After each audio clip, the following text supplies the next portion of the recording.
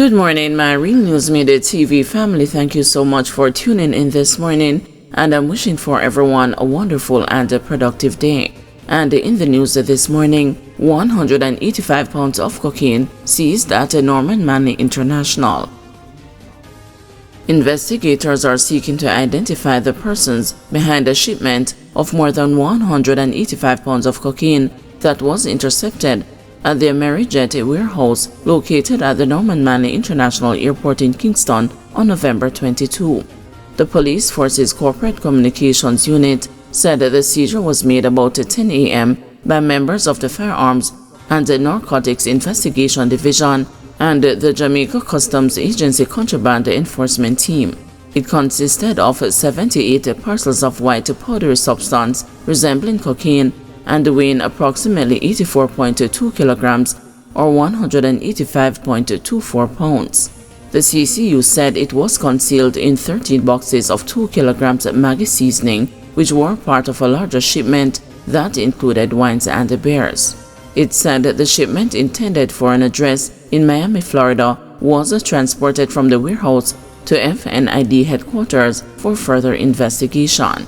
While no arrest is made to date, investigations into this matter are on in earnest with the aim of identifying and apprehending those involved in this illicit operation, the CCU said. Acting Senior Superintendent of Police Samuel Blake said FNID will continue to collaborate with key partners as the division focuses on those individuals and groups that pose the greatest threat to violence reduction in Jamaica by virtue of their involvement in the illicit firearms and the narcotics trade.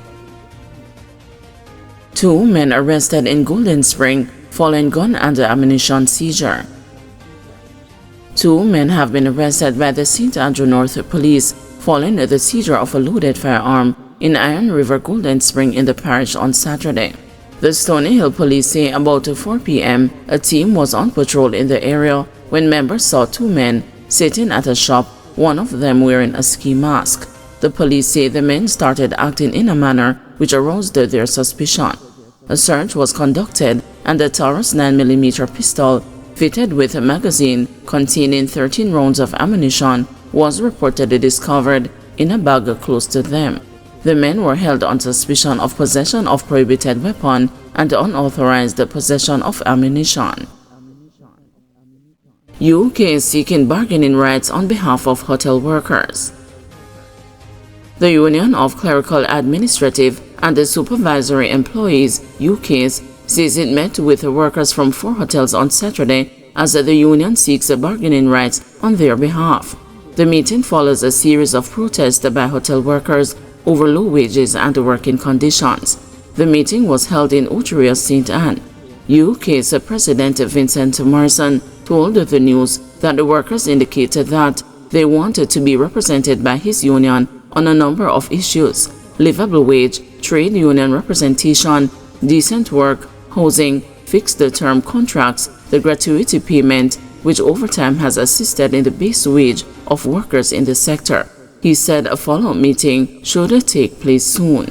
In a nutshell, the issues that concerns them very much include the livable wage, trade union representation. We spoke in a short way about the decent work agenda. Housing for tourism workers, that's another issue that was discussed. The fixed term is really a burden issue. And as I said earlier, is a gratuity payment, which over time has assisted in improving the base wage of workers in the sector. Bahia Principe says workers' unrest has been resolved. The management of Bahia Principe Hotel in Runaway Bay, St. Anne, has reported that issues affecting workers who threatened the strike action have been resolved. This development followed expressions of dissatisfaction by some members of staff last Friday after they received their salary. Some workers who said they were expecting an increase in their first pay last week complained that the promised increase was not reflected in their pay. But Janae Guerrero, managing director of the hotel, told the news that there has been a misunderstanding on the part of some members of staff about the increase arising from the fact that this month's pay was 1 day short of the normal pay cycle. That anomaly will be corrected in the next fortnight's payment when they will get this additional day, he explained. Some workers were concerned that they didn't understand the payroll because it comes with 1 day short because of what I'm mentioning to you regarding that is the pay, normally payday every fortnight, we pay on the 15th and the 30th. But because the 30th comes on a weekend, that's why we pay 1 day in advance, so it comes with 1 day less. So in the next fortnight is when they get this other additional day. JTA president wants a government to tie teacher retention with Vision 2030. President of the Jamaica Teachers Association, Dr. Marcus Smith, is calling for greater emphasis on the retention of teachers to achieve the ideals of Vision 2030. The mission of Vision 2030 is for Jamaica to achieve key standards of development in a number of critical areas.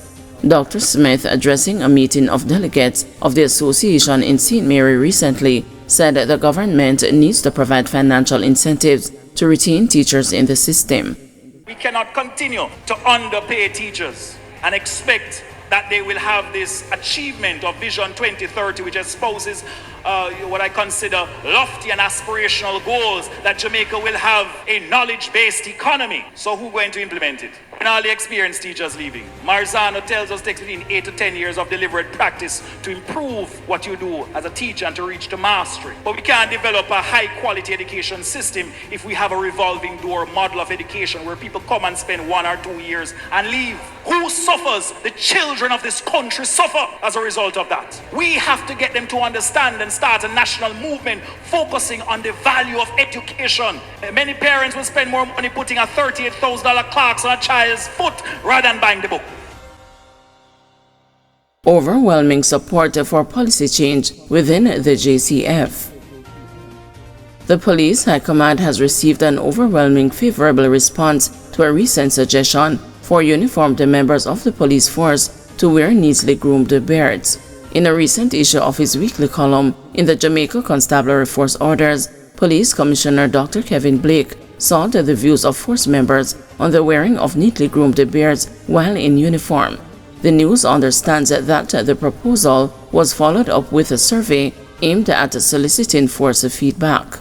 It is understood that police personnel are overwhelmingly in favor of what could be deemed a relaxation of the grooming policy surrounding the wearing of beards while in uniform. It is understood that the survey involved 2,812 respondents, of whom 2,788 or 99% consented to participate. A breakdown of the survey revealed that a total of 86% of males participated. Respondents included 39% of gazetted officers and 20% of rank and file members. The survey concluded that 81% of participants either strongly agreed or agreed that the wearing of neatly trimmed facial hair in uniform enhances the professional image of the organization.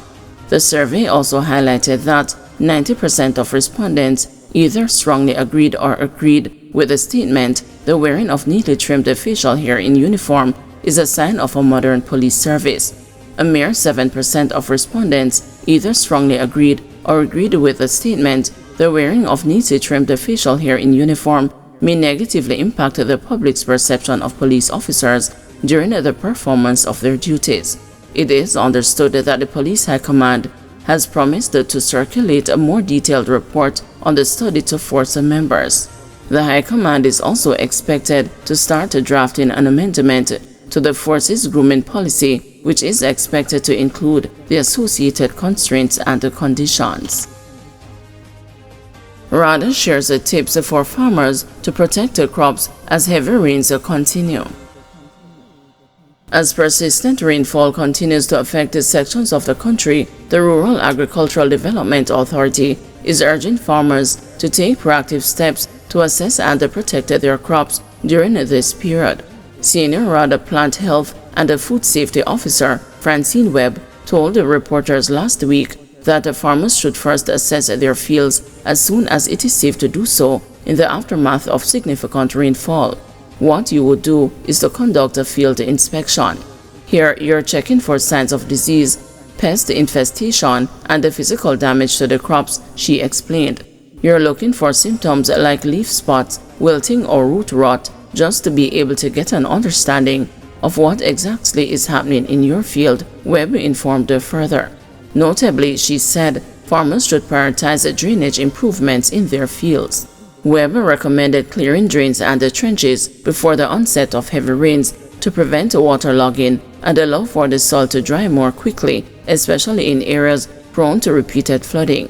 She elaborated that the farmers should consider contouring or adding drainage channels to help manage water flow and to prevent it from accumulating in your fields. Farmers are also being implored to obtain the appropriate treatments for their plants to aid recovery after heavy rains.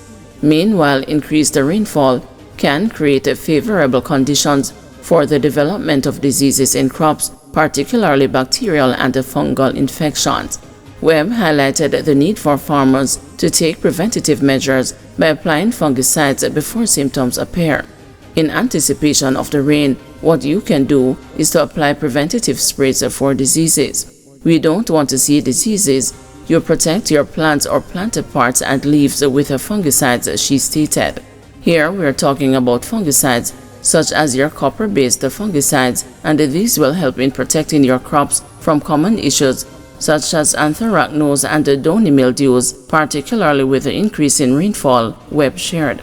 For more tips on plant health and disease management, farmers are invited to visit RADA's local offices, to contact their nearest extension officer or call 876-977-1158.